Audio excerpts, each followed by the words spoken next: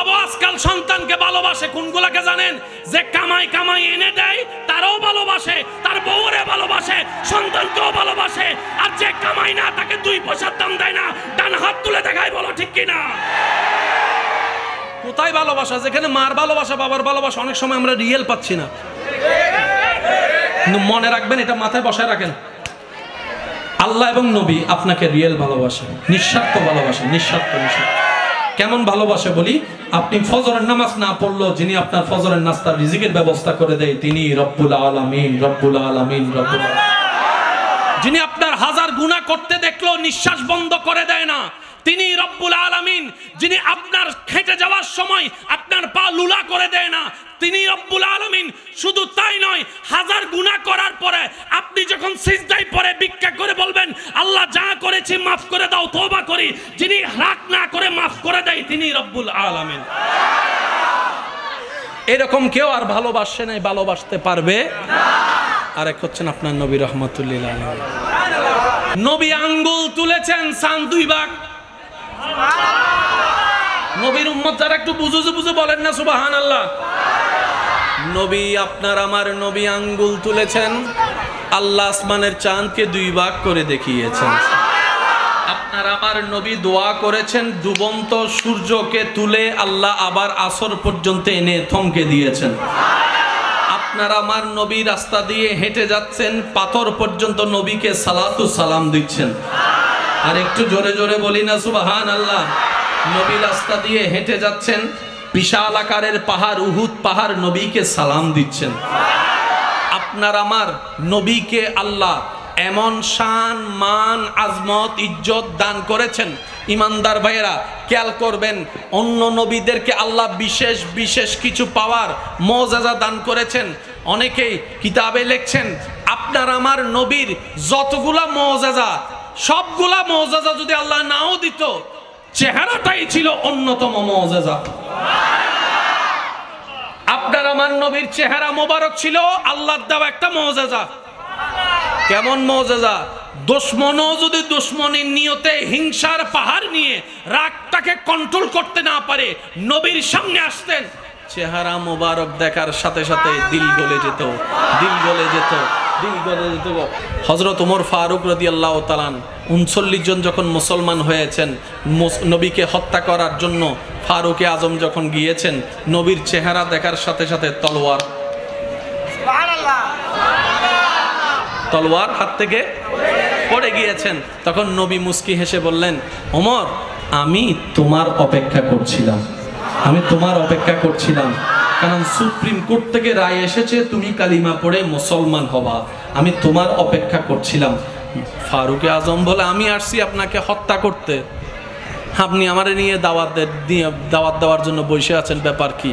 তখন নবী বলে যে ওমর সেটাই হয় যেটা রবের মর্জি হয়, সেটাই হয় যেটা রবের ইচ্ছা হয়।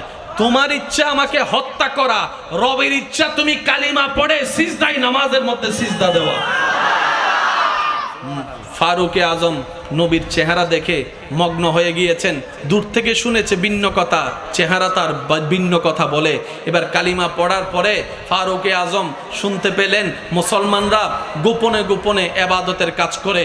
ফারুকে আজম বলে, ইয়া রাসূলুল্লাহ, ইসলাম তো সত্য, ইসলাম তো মিথ্যা নয়, কোরআন তো সত্য, কোরআন তো মিথ্যা নয়, আল্লাহ তো সত্য, আল্লাহ তো মিথ্যা নয়, আপনি তো সত্য, আপনি নবী তো মিথ্যা নন, আপনার ধর্ম তো মিথ্যা নন। তাহলে মিথ্যাগুলা যদি বুক ফুলাই মক্কায় চলতে পারে, ইসলাম কেন পারবে না? ইসলাম কেন পারবে না? ইসলাম কেন পারবে না?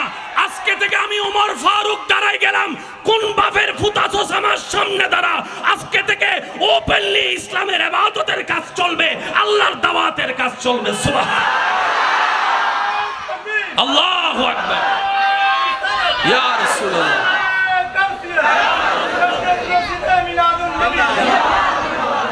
আমাদের নবীর চেহারা মোবারক, একটু জোরে বলি না। কথায় আছে, কে কতটুক ভালো বুঝবো কিভাবে? উত্তরটা খুব সহজ। যার ঘরে কর্মচারী বেশি দিন থাকে, বুঝতে পারি না মনে করি, কে মানুষ হিসেবে কেমন, কতটুক ভালো কিভাবে বুঝবেন? যার ঘরে কর্মচারী বেশি দিন থাকে এবং বের হওয়ার সময় মালিকের জন্য কান্না করে, এখানে আর বাছাই যাচাই করার দরকার নাই, বুঝতে হবে মালিক পক্ষ। এখানে আর কোনো, এখানে আপনার ওই কি জানে কয়, ওই গুপ্তচর সিএডি টিএডি লাগানোর কোনো দরকার। মালিক ভালো কিনা বুঝবো কিভাবে?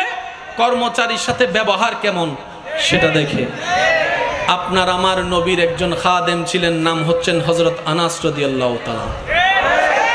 নামটা বলি হযরত, মাশাআল্লাহ সবাই বলি হযরত। হযরত আনাস রাদিয়াল্লাহু তাআলা বলেন, আমি দীর্ঘদিন নবীর দরবারের খাদেমগিরি করেছি, খেদমত করেছি, গোলামি করেছি। করতে চলতে বলতে অনেকের অনেক কিছু ভুল হয়ে যায়, ইচ্ছায় হয় অনিচ্ছায় হয়।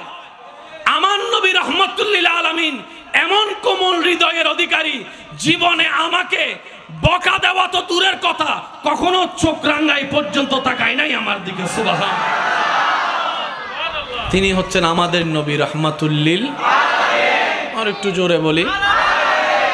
একবার হযরত আনাস রাদিয়াল্লাহু তাআলা আনহুকে নবী একটা কাজে পাঠাইছেন। উনি আরো ছোট ছিলেন, বাচ্চাদের খেলা দেখে উনি ভুলে গেছে। বাচ্চাদের খেলতে দেখে উনিও বাচ্চাদের খেলার সাথে যোগ হয়ে গেছে। নবী বলে যে আসে না কেন? নবীজি বার হয়ে দেখে আনাস রাদিয়াল্লাহু তাআলা বাচ্চাদের সাথে, একটু জোরে বলেন না, বাচ্চাদের সাথে। নবী রাহমাতুল লিল আলামিন ওনার পিছে গিয়ে দাঁড়াইছে। নবী রাহমাতুল লিল আলামিন পিছনে গিয়ে যখন দাঁড়িয়ে ওনার শরীরে হাত রাখছে, হযরত আনাস রাদিয়াল্লাহু তাআলা পিছনে ফিরে দেখে যে নবী রাহমাতুল লিল আলামিনের হঠাৎ করে মনে পড়ছে আমাকে তো কাজ ওইটা দিছিল। মনে মনে মনে ভয়, এখন না কি হয়। কারণ ওই যুগটা ছিল যে গোলামের যুগ, মারার যুগ, হত্যা করার যুগ। ওই পরিবেশটা, মানুষের মুভমেন্ট ছিল এরকম। যখন আনাস রাদিয়াল্লাহু আনহু নবীজির দিকে তাকাই ঘাবড়াই গেলেন, নবী ওনার দিকে তাকাই মুস্কি একটা হাসি দিলেন। হযরত আনাস রাদিয়াল্লাহু তাআলা বলেন, ওই মুস্কি হাসিটাই আমার দিল জয় করে নিয়েছে, ওই মুস্কি হাসিটাই আমার বিবেক জাগ্রত করে দিয়েছে, ওই মুস্কি হাসিটাই আমার খেদমত করার আশা বাড়িয়ে দিয়েছে। আওয়াজ দিয়ে বলেন, তিনি আমাদের নবী রাহমাতুল লিল আলামিন। আপ টু বটম, ডাইনে টু বামে সবাই বলেন নবী রাহমাতুল লিল আলামিন। যার কোনো তুলনা হবে বা কেমনে, বানানে ওয়ালা তো তুলনা করে কাউকে বানাই নাই। বানাইতো তাহলে উপমা খুঁজে পাওয়া যেত। जिसका कोई सानी नहीं वो नबी हमारा है, मुस्तफा की अजमत का हद ही ना किनारा है। সবচাইতে অতুলনীয় নবী এটা কাদের নবী? আমাদের নবী রাহমাতুল লিল আলামিন। কষ্ট হচ্ছে না তো আপনাদের?